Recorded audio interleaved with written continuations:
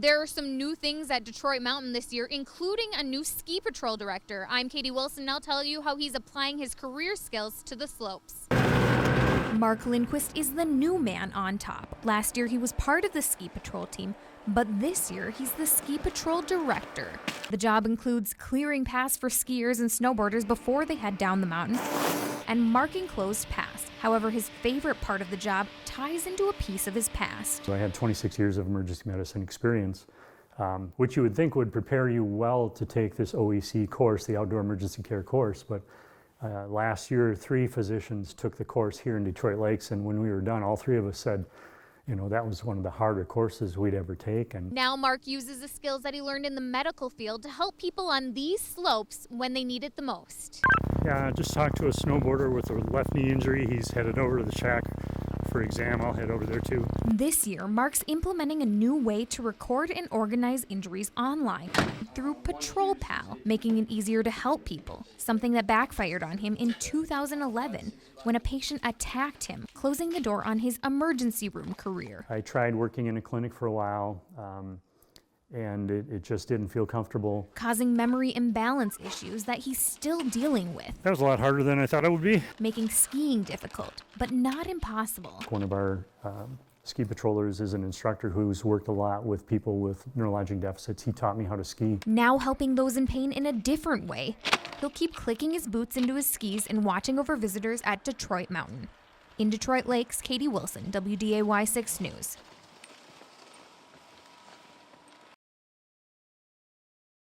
4. That's the magic number. 4 or more victims, including the shooter, defines a mass shooting. And local law enforcement is ready to step in as soon as they're needed. The unfortunate side of it is it might be a response, but what I can tell you is there's going to be a response. There's going to be a rapid response. Rushing into shooting simulations like the active shooter training that's taken place at Davies High School is one way officers are practicing how they would react to the real deal. Please go into lockdown immediately. Threat inside. North Dakota's last recorded mass shooting happened in 1992.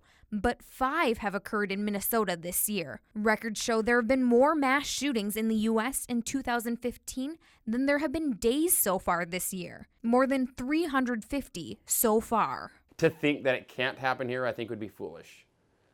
We can pray, but nonetheless, I think we need to prepare in case it does. Sergeant Brigham suggests having a plan for what to do in the event that there is an active shooter.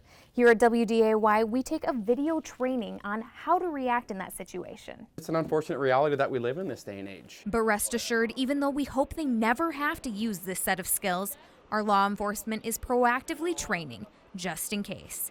In Fargo, Katy Wilson, WDAY 6 News.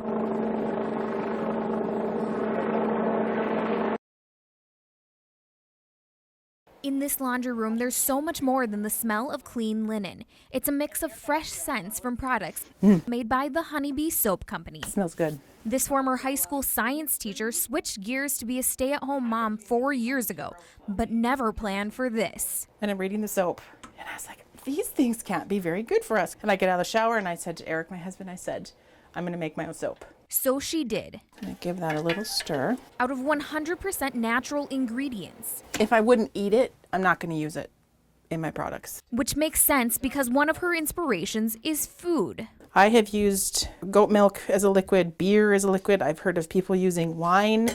I plan on making one next year with snow. Yeah, it was so funny. He comes downstairs one day. What are you going to do with all that soap? We can't use that much soap in our life. So she decided to sell her products at local stores like Unglued, which is one of 14 businesses across Minnesota and North Dakota that sells her products. And there's also one location in Kansas. A lot of people are like, well, aren't you scared you were going to fail? And it's like, it never even occurred to me. Sinclair has since expanded her products to include things like lotions, body scrubs, and lip balms. And she says she's ready to see where the bubbly road takes her. I always tell people the biggest failures you have is never trying. In Fargo. If you don't try it, that's the failure. Katy Wilson, WDAY 6 News.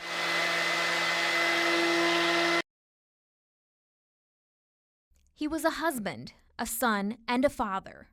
But to Randy, he had a different title. He's sweet, he's nice, he's always been my bro, you know. It's hard. Still in shock, Randy tells us about the fond memories she has of her older brother and the moment that rattled their entire family. She says she woke up to the sound of gunshots. A few minutes later, she got a phone call with a message she will never forget. What was that like for you? Unreal. Randy says after the call, she went to the spot on the sidewalk where her brother was found lying motionless. She wanted us to meet her there, to ask the public for help. If anybody knows anything, to just say something. Tell us, tell the police, tell anyone.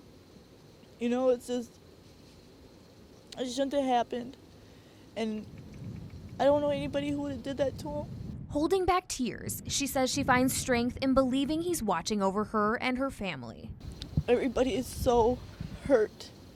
Everybody is so hurt. And I'm the only one who can stand here and tell you this. In Enderlin, I just want justice for my brother. Katy Wilson, WDAY 6 News.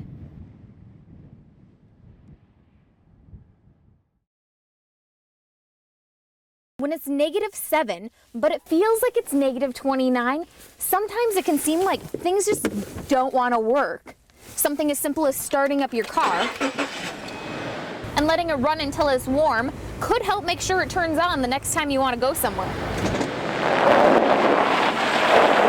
A large swine farm may be coming to Buffalo, North Dakota. I'm Katy Wilson, and I'll tell you how some in the community are coming together to try to stop it. The cold weather is putting homeless shelters in the hot seat. There's no denying it has been hot, but it might cool down a little sooner than you think.